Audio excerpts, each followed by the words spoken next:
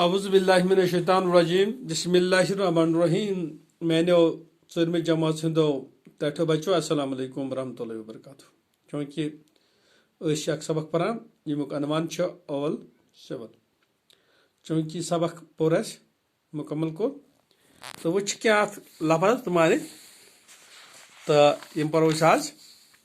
तो कड़ो page number 52 कह लफज लफ्ज तो माने तिहद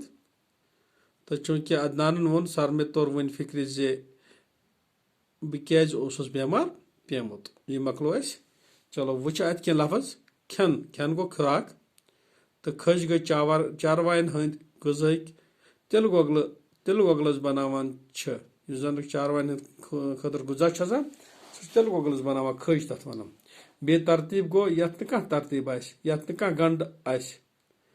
मुतवजन गो तवाजुन वोल मुनासिब मिकदारस मज बाछ गई पन सान कुलन हज हछ मसलज या पन हज पन लंज तथ वन बाछ तो चूँकि अम पे कह सवाल गोडनुक सवाल यथ लिखित सवाल नंबर 2 जवाब लिखियो ओवल सिवल क्या खन खन क्या गो अवल सिवल खुन क्या गो अवल सिवल खुन गो बे तरतीब सत खुन यथ कह हद तथ अवल सिवल खुन तो अवल सिवल खन क्या गसान अवल सिवल खन इंसान बीमार पेवान तो यह गो अवल सिवल खन क्या गो कि अत मज सोचन आई बेतरतीब खुन तथ वन अवल सिवल खुन ज्यादा खुन तो अम पे सवाल नंबर 2 ओवल सिवल खन क्या गसान चूँकि ओवल सिवल खन इंसान बीमार पेवान सवाल नंबर 3 अदनान क्या बीमार पेमुत तिकाज तम बत बतना खेम